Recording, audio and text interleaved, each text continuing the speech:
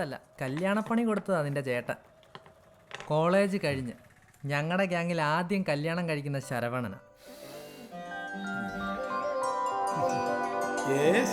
അന്ന് നിന്റെ ചേട്ടന് വലിയ ആവേശമായിരുന്നു കല്യാണപ്പണി കൊടുക്കാൻ വേണ്ടി.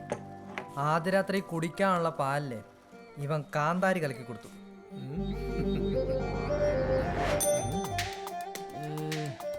എന്നിട്ട് സാധാരണ നമ്മളൊക്കെ പാല് കുടിക്കുകയല്ലേ ചെയ്യാറ്.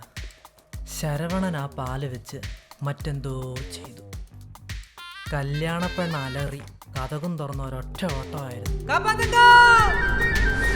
പിന്നീട് അവളെ വീട്ടിലേക്ക് തിരിച്ചു വന്നിട്ടില്ല. എന്നാലും ശരവണ്ണ എന്താ ചെയ്തിട്ടുണ്ടാവുക പാലും വെച്ചിട്ട്? അതാണോ അവിടുത്തെ വിഷയം?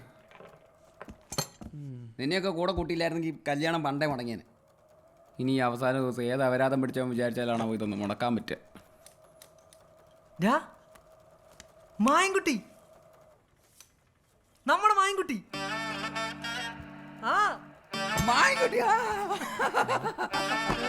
ഇവന്റെ കാര്യം നേരത്തെ ഓർത്തില്ലല്ലോ.